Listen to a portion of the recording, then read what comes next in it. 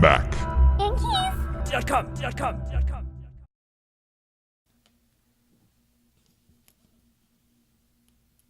This is an example of the majority of what the keys are on there, like this size right here. And what you have underneath is this plastic scissor hinge that's attached to the key underneath. So what you're actually doing is you're separating this hinge from that key when you actually slide the tool underneath. So let me see if I can give you a side view of this. You can kind of see that right there, how it drops right there. So what you're actually doing when you're separating the two is you're taking this tool and you're sticking it inside this little fold right here.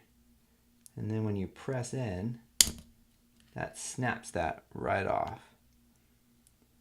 So that's why it's important to go in on the actual sides of it and to think that that fold will be somewhat centered in that key. So if you slide your toothpick, paper clip, or whatever it might be, think that you need to remain in the center of this key.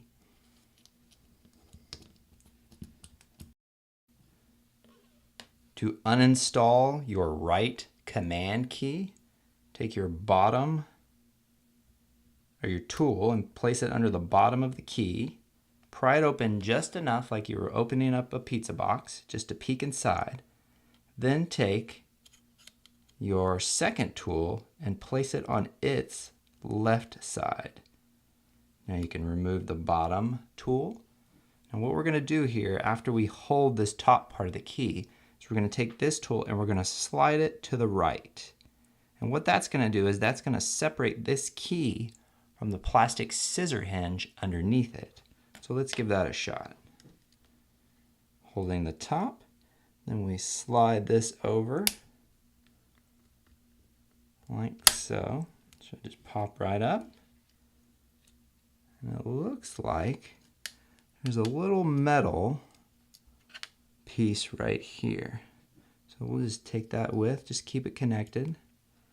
I guess if your key doesn't already have this connected, let's go ahead and remove it, just so you know exactly what to do. So all I've done is I've just taken that part off. Okay, set that aside. Now to remove the plastic scissor hinge, take your tool, your spudger, toothpick, or paper clip, whichever you're using, put just on top of this rubber cup, and now start prying it back until it opens up like that. Perfect. Now you can grab it with your fingers. It just comes right out. And now let's get our replacement hinge. And you'll notice this replacement hinge is tapered on the top and wider on the bottom, and that corresponds to how you should lay it in this keyhole. So let's start with the bottom first. These holes right here should catch on these little metal tabs. Let's put that in there.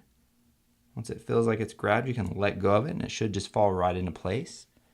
Now we're going to take our finger and push down on the top until it clicks into place.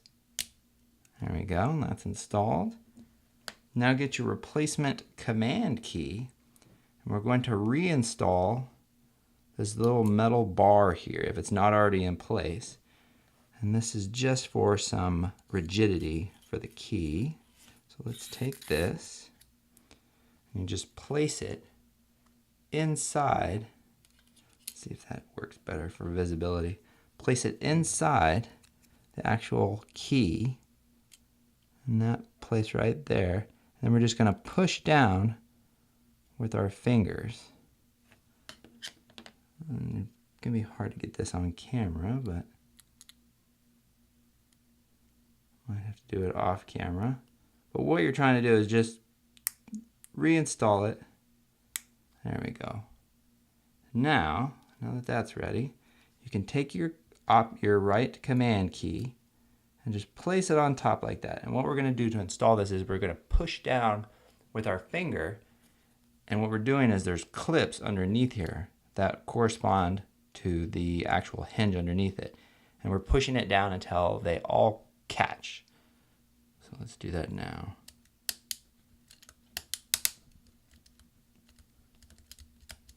Let's see. Looks good. I usually kind of check all four corners on these bigger keys, and it looks pretty good actually. Make sure it feels good. And you've installed your right command key. Mac. And keys.com.